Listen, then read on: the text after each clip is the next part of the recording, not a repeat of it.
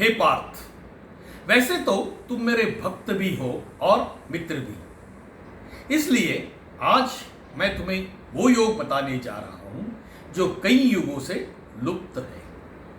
इसे मैंने ही सूर्य को दिया था। सूर्य से मनु को मिला और मनु से एक श्वाकु तक पहुंचा।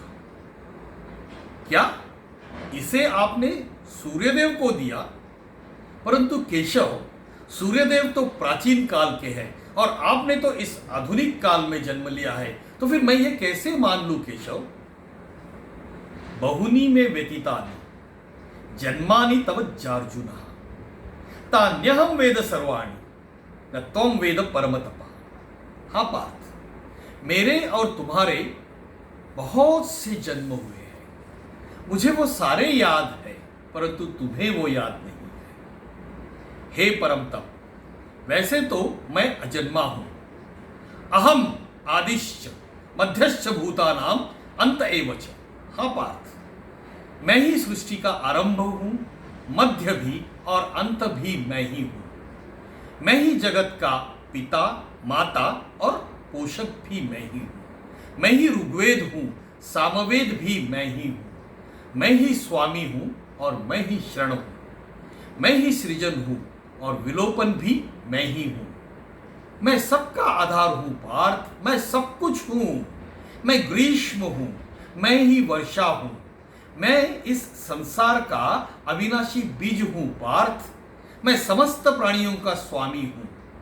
मैं सबके लिए अति प्रिय मित्र हूं, परंतु सबके लिए मैं एक समान हूं। इसलिए न कोई मुझे प्रिय है और न अप्रिय है, परंतु जो मुझे श्रद्धा से पूछते हैं वे मुझ में है और मैं उनमें हूं। हाँ पार्थ, मैं आता हूं, मैं जन्म लेता हूं, मैं अपनी ही प्रकृति को अधीन करके अपनी योग माया से प्रकट होते रहता हूं। जब जब धर्म की हानि होती है, जब जब अधर्म में वृद्धि होती है, तब तब मैं सृजनों का उद्धार करने के लिए, अधर्मियों का विनाश करने के लिए और धर्म को पुनः स्थापित करने के लिए मैं जन्म लेता हूं। ये प्रत्येक युग में होते आया है और आगे भी होगा। हाँ पार्थ, यदा यदा हि धर्मस्य ग्लानिर्भवति भारत अभ्युत्थानम अधर्मस्य तदात्मानं सृजाम्यहम् परित्राणाय साधूनां विनाशाय च दुष्कृतां धर्म संस्थापनार्थाय संभवामि युगे युगे। परंतु केशव, धर्म की हानि होती ही क्यों है? पार्थ, धर्म की हानि इसलिए होती है क्योंकि मनुष्य अपने मोह बंधन को तोड़ नहीं सकता है।